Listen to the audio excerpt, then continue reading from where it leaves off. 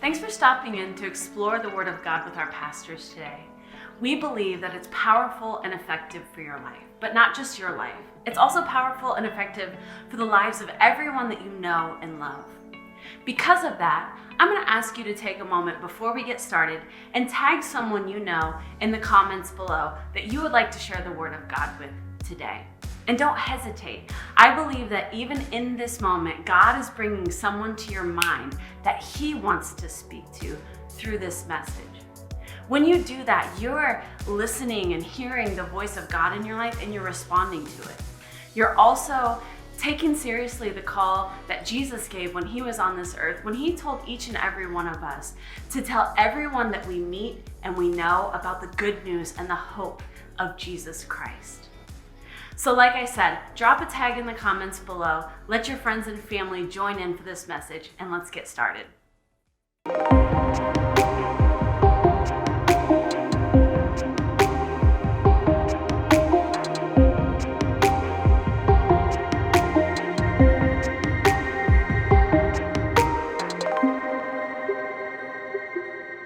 There's a statement in modern folklore that says, don't substitute the urgent for the important. It's like we're obsessed with things that are happening and what we're going to do and what needs to be done. And oftentimes when we're worried about what needs to be done, the urgent thing, we forget about the important thing. And it's easy in everything, your business, your family.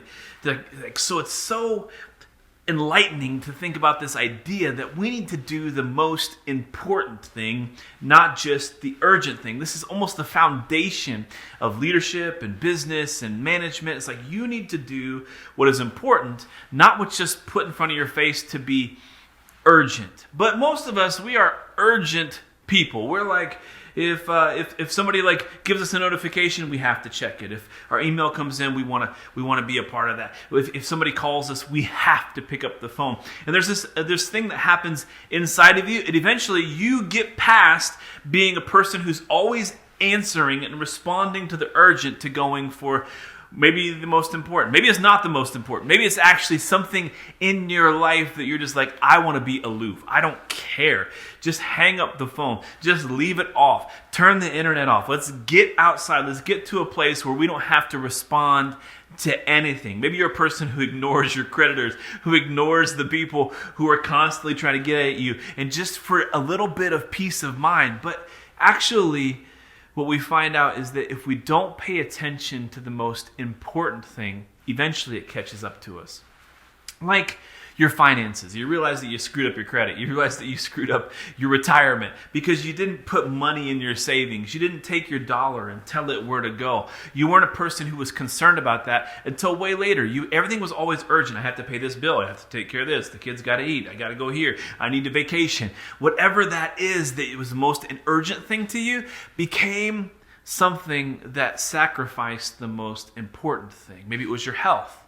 You woke up one day and you were overweight and you were out of shape, or the doctor says, it's time. You got to make some big changes. You're diabetic or you're going to be on your deathbed if you don't make some changes. And you realize that all of the urgent things that you thought were actually important weren't important. They were just urgent. And then you realize that health is very important. As a matter of fact, like going to work and working your life away, if you don't take care of your health, then you won't be healthy enough to spend the money that you have. You have to take care of your health. Maybe it's your marriage or your relationship with your children. Eventually your relationships go to a place where they're broken or they're messed up, and you're like, I should have paid more attention to this because they were the important things, but I was always worried about the urgent thing. So it seems like really good logic that this urgent and important battle is like, oh, we'll just choose the most important thing. It's like we choose the one that has the most value, the one that has the highest rate of return. But, there are some things that come up that are urgent.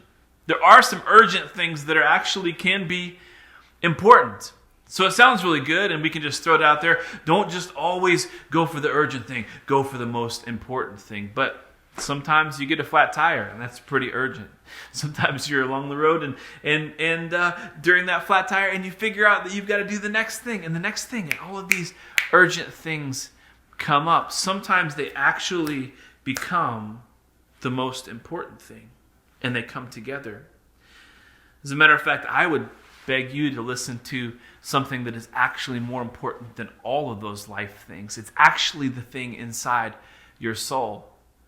The world would tell you that choose the important thing over the urgent thing, but I would tell you that God is expressing to you every day inside of you, deep in your heart, that He is the most important thing and He is the most urgent. It's like He's calling. It's like an alarm is sounding inside your heart day in and day out. And as a matter of fact, probably the rest of your life seems so important or urgent, but actually we sacrifice the most important thing in our heart, the alarm that's going off. It's like it's dinging in the back of our head. It's like that annoying thing, that nagging thing, like an alarm clock beeping. It's like the seatbelt indicator in your car. It's like maybe it'll go off, maybe it won't. And eventually you just sacrifice. You're like, I'm going to put my seatbelt on for the non-seatbelt wearers. I'm going to put my seatbelt on just because that thing is so annoying. And could it be that inside your heart and inside your soul, everything else that you're trying to deem as important somehow doesn't satisfy? It doesn't work because deep inside is this nagging feeling. It's something that's left undone. It's like a cadence that's unresolved. It's like when somebody knocks on the door and they go dun dun dun dun and they don't finish it, and in your mind it's not settled until you bring it back to a place of resolution. It's like turning off the movie 20 minutes before the end. It's the height of the climax. Somebody always says, we gotta go. It's time to leave. And you like, I'm in the middle of this movie. I've got to find out what happens. It's like until you know the ending, you are unresolved. It is a dissonance that is unfinished in your heart.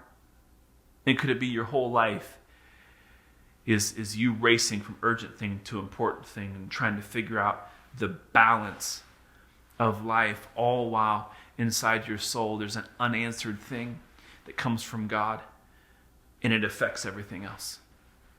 It's like this thing is constantly on the table. It's never wiped clean. It's never checked off because you're not willing to respond to that nagging dissonance in your heart, deep in your soul, that God is saying, hey, I'm here.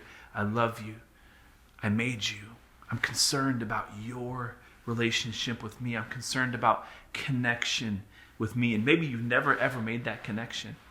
Maybe you've never come to a place where you're like, I want to be a Jesus person. I want to be a follower of God, the person who created me. Because everything else doesn't make sense until that important thing, that urgent thing, one and the same, is happening inside your heart. Maybe it's that you made a decision, that you became a believer, that you said, I'm going to follow God with everything, but then everything else became more urgent. And you've got a nagging in your soul. It's like God is saying to you, come away with me. Come to my place. Come to my secret space where we can hang, where we can become one together, where we can have a relationship that fulfills the most important thing, and that's that nagging, burning hole in your soul. I would venture to say that probably all of us throughout the days, throughout the weeks, if we don't take time to intentionally approach that most important, that urgent thing that's happening in our hearts, that we are unfulfilled. And one day you'll wake up and it'll be like your relationship, like your health, it'll be like your finances, your retirement, all of these things that you should have paid attention to, all of these things that you should have taken the time and set aside the moments to be involved in them. And God is saying, I want you to be involved with me. Jesus expresses it like this. He's like, don't be so concerned about everything else. He's like, seek first me, my kingdom, my righteousness, who I am in your life, and all of the other things will take care of themselves. Paul in Romans 13 wants to express it like this. He says, to live like this is all the more urgent. Urgent. He says, for the time is running out, and you know it is a strategic hour in human history. It is time for us to wake up to that alarm, that nagging feeling in our soul. Wake up to that. Get close to that. Respond to that, because it is most important and it is most urgent. He says, for our salvation is nearer now than when we first believed. It's like God has this wave of his grace and his presence, and it's coming at you, and you can either get into it, you can either walk out into the deep sections of his love and walk out into the presence of his power, or you can stay right where you are thinking, yeah, I probably should, maybe it would be nice, that would be a good thing, but it's not the most important. My question to you is, would you make God the most important thing? Would you take the time each day and say, God, I hear you in my heart. You are the urgent thing. Would you set aside time? Would you approach him in such a way that if this relationship with him doesn't work out, if it isn't of high priority, then the rest of your life won't make sense. The rest of your life will be a big wash. The rest of your life, your relationships, your success, all of those things will end up just becoming another thing that's washed out, and you'll think, I didn't choose the most important. Today, is that alarm, that nagging urgency happening in your heart? Is it dinging? Have you been feeling that dissonance of disconnection with God? If that's you, then today's the day. Today's the day to respond with urgency and say, yes, God, yes, God. Maybe I'm new to it. I don't even understand how to get it done. But just turning and saying, okay, God, I'm here. Show me who you are. Interact with my life. God, I have some questions. I have some things I want to talk to you about. I want to get personal with you. Take the time. If you don't take the time, it will never happen. It's not just going to magically, God's going to just like sit you down and go, look, we need to have a talk. He's just going to give you a little alarm in your soul. This is urgent. It's important. Please come. Please come. And it's going to take you responding, just like the most important thing or the most urgent thing, just like your finances, just like your retirement, just like your kids in their poopy diaper, just like the utilities getting cut off, and you got to get back and get them on, because if you don't, it's an urgent thing, just like your car payment, just like the creditor's calling, just like everything else in your life desires your attention. God is saying, just give me your attention. And all those other things will be taken care of. That will be added unto you. You'll find clarity.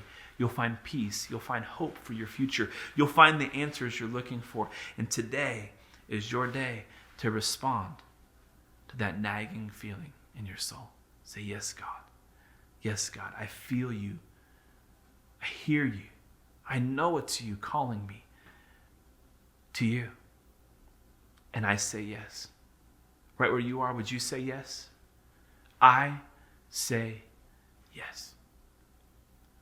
God, I pray for my friends who are watching this, wherever they are, that their yes would be a connection point. It would be something where they turn aside, that they would put away the phone, they would put away the TV, they would put away the computer, the work, the hobbies, the things that feel so important. Just go, okay, God, I know that deep down here, I need you in a greater way. I need to be connected to you. It is the most important thing, and I'm taking the time now to make it urgent. I pray that they would make this decision today, that this connection would be something that's so vital and thriving that it would ignite something in their soul, that they would feel something come alive in these moments. Do it in their life, God. You said that you reward those who would turn aside and seek you. So as they seek you, reward them.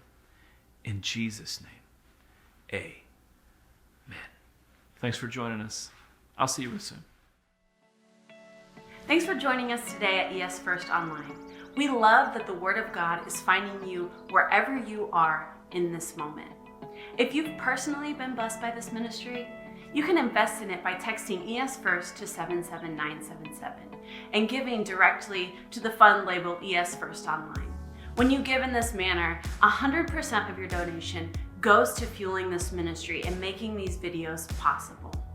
Also, if you haven't done this yet, be sure to download the ES First app to your Apple devices or your Android devices so that you can stay connected with us throughout the week. Here in the ES First app, you can listen back through the podcasts that our pastors are preaching every Sunday morning at ES First. You can also drop a prayer request that goes directly to our pastors so that we can be agreeing with you in your life situations throughout the week. You can also give to any one of our various ministries directly in the ES First app. Like I said, we love that you have found us online today, but of course, if you're ever in Excelsior Springs, stop on by. We can't wait to welcome you home.